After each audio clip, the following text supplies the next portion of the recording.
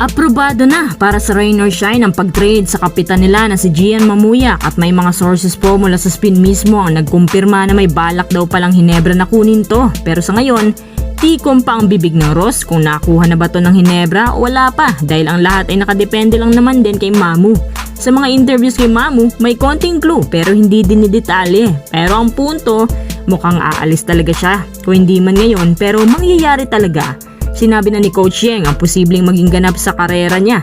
Ayon kay Coach Yeng, tiwala naman siya na makakapag-sign pa to kahit walang kasiguraduhan kung hanggang kailan. Pero para sa Ross, aprobado na nga sa kanya yung trade. Ang hindi siya sang-ayon, yung kapag napunta daw si Mamu sa Japan. Kanina, in-interview na ng Spin ang ilang mga taong may alam sa diskusyon ng pag-alis ni Mamu. At may konting nag-leak dito. Alam niyo ba kung ano to? Ang pag-trade umano kay Gian Mamuyak kapalit si Stephen Holt. Bago natin pag-usapan si Stephen Holt, dagdag pa ni Coach Yeng mas gugustuhin pa raw niya na ma-trade na lang siguro si Mamu sa ibang teams kasi hindi naman niya mapipigilan yan. Ganun na raw talaga ang nature ng PBA player, so bahala na as long as wag lang daw siya mapuntang Japan dahil ang gusto din pala ni Mamu hindi sa PBA maglaro kundi sa Japan B-League. Pinakaunang rason ni Coach Yeng, baka daw kasi kapag napuntang Japan si Mamu, hindi naman daw stable ang karir doon. Baka mapapauwi lang ng maaga, tapos biglang wala na siyang karir na babalikan. Baka sa MPBL din ang bagsak kasi sakop na siya ng PBA ban rule. Isa pa dyan, mahilig ang Japan manguha ng players or mag-hype sa kanila pero sa dulo ay tatapon ka nilang bigla.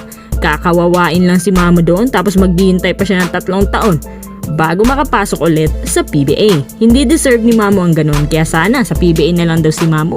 Di bali nang ma-trade. Sa isang banda, ayon sa social media account ni Jason David, nagpahiwatig daw to na may mati-trade sa Hinebra. At sa lahat ng Hinebra players, tanging si Stephen Holt lang naman ang may rumor. Pero sa palagay ko, nasa kanilang dalawa lang yan. It's either Stephen Holt or si Jason David mismo. Recently nga naman, si Stephen Holt masyado nang maalat sa 7-game series. Pumutok siya sa Game 3 pero parang halos lahat na lang ng games nangangapa. Nangangapa talaga siya ng sobra na para bang kaka-adjust lang niya sa cone system. Matyaga naghintay si Boss Al kay Holt pero napagtanto na hirap pa din siya. Although nagkampiyon naman ng Hinebra, hindi daw pwedeng ganito na lang palagi ang roster. Yung may bumubuhat habang ibang players bagsak ang stats. Sa ngayon ang Hinebra nakapokus sa Gilas after na bugbugan sa finals kaya hindi pa to ginagalaw masyado. Ang balitang yan naman ay dati na natin natalakay nung mga nakarang araw lang. Eto, breaking news. Dahil kay Snow Badwa, may paparating daw na player sa isang team. Mukhang naghahanda na rin ang San Miguel sa mga big upcoming changes sa roster nila. Binaka hindi kasi nila nagustuhan. Yun nahulog sila kalaban lamang isang independent team. Tapos ang Ross pa, hindi naman makalusot sa Hinebra. May nakapagsabi nga siguro kung ang San Miguel na lang daw nakapasok. Baka San Miguel pa daw yun at Hinebra sa finals. Nakuha na nga pala nila si Jeric Ahanmisi kapalit si Wamit Yongson na parang pinatikim lang tapos itatapon lang pabalik. At sa Terraforma pa talaga na walang pinagbagong team. In fact, mas lumala pa nga sila ngayon.